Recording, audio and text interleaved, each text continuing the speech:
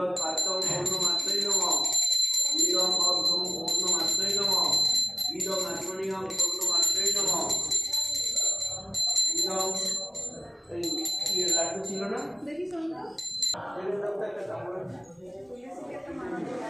মালা করতে রাখবে ওটা দুটো শিখে দিয়ে দাও করি বড়ই না বুঝছি তো এগুলো তো নিষেধ না এগুলো আছে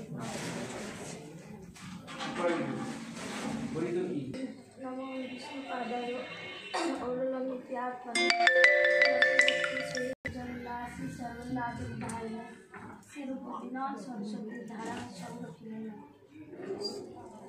ওম দয়ানতি নিরানুষ্য জ্ঞানস্ময় শ্রী গুরুদেব জয় গুরুদেব জয় গুরুদেব। আজ আমার গুরুদেবের শুভ জন্মদিন। ওম বিষ্ণুপাদ পরমহংস অষ্টোত্তর শতশ্রী শ্রীমৎ ভক্তি সহিত পরিব্রাজক গোস্বামী মহারাজের ৭৭তম শুভ আবির্ভাব তিথি।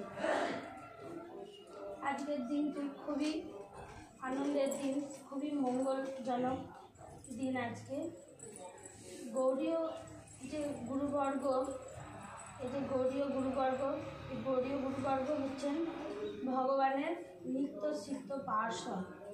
গুরু কৃষ্ণ রূপ হন শাস্ত্রের প্রমাণে, গুরু রূপে কৃষ্ণ কৃপা করেন ভক্তজন। ভগবান কৃষ্ণচন্দ্রের যখন এই কলিযুগ জীবকে উদ্ধার করার ইচ্ছা হন, কৃপা করেন, তখন উনি গুরু রূপে আবির্ভূত হন। আমাদের যে গৌড়ীয় গুরুদেব, এই গুরুদেব এমনি কর্মী গুরু, জ্ঞানী গুরু বা এই জগতে যত রকম ছল কপট যত রকম গুরু আছেন সেরকম নন। এই গৌড়ীয় গুরুবর্গ হচ্ছেন ভগবানের নিত্য সিদ্ধ পার্শ্বদ। তিনি কৃষ্ণ স্বয়ং ভগবান এখানে এসে ভগবান যখন জীবকে কৃপা করার ইচ্ছা হন তখন উনি গুরু রূপ ধরে আসেন এবং এই জগতের শ্রদ্ধালু জীবকে উনি কৃপা করেন। গুরুদেব তিনি সেবক ভগবান রূপে আসেন। তিনি এই ধরাধামে এসে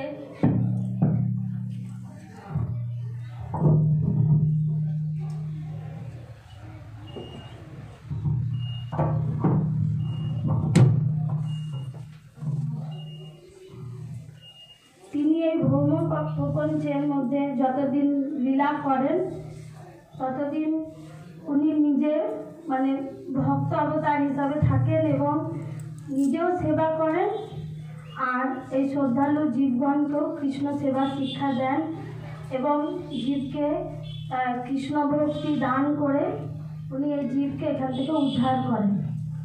গুরুদেবের হৃদয়ের ধন হচ্ছে হরিনাম। যে কৃষ্ণ সে তোমার কৃষ্ণ সে তোমার, কৃষ্ণ দিতে পারো তোমারও শক্তি আছে।